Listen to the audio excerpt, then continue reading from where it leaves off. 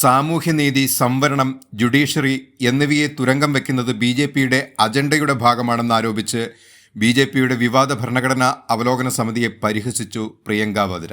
സെബി നിയമത്തിലെ ഭേദഗതികൾ, ലോക്പാൽ ബില്ലിന്റെ ദുർബലപ്പെടുത്തൽ, തൊഴിൽ നിയമങ്ങൾ എന്നിവ ഉൾപ്പെടെയുള്ള ബി.ജെ.പി നേതൃത്വത്തിലുള്ള നയങ്ങൾ ജനങ്ങൾക്ക് ദോഷകരമാണെന്ന് അവർ വിമർശിച്ചു. ബി.ജെ.പി ഭരിക്കുന്ന സംസ്ഥാനങ്ങളിൽ സ്ത്രീകൾക്കെതിരായ അതിക്രമങ്ങൾ ഉയർത്തിക്കാട്ടി ഇരകൾക്ക് പകരം കുറ്റവാളികളെ പാർട്ടി സംരക്ഷിക്കുന്നുവെന്ന് അവർ പറഞ്ഞു. 700 കർഷകരുടെ മരണത്തിന് കാരണമായ ഇപ്പോൾ റദ്ദാക്കിയ കാർഷിക നിയമങ്ങൾക്കെതിരായ പ്രതിഷേധത്തെ പരാമർശിച്ച് കർഷകരെ ദ്രോഹിക്കുന്ന നയങ്ങളാണ് ബി.ജെ.പി നടപ്പാക്കുന്നതെന്നും പ്രിയങ്ക വദ്ര ആരോപിച്ചു. 2024 ജനങ്ങൾ ബി.ജെ.പി ഒരു പാഠം പഠിപ്പിച്ചു. അത് പ്രധാനമന്ത്രി നരേന്ദ്രമോദിയെ ഭയപ്പെടുത്തുക തന്നെ ചെയ്തു. അതിനുശേഷം അദ്ദേഹം പാർലമെന്റിൽ പോയപ്പോൾ ഭരണഘടനയ്ക്ക് മുന്നിൽ തലകുനിച്ചു.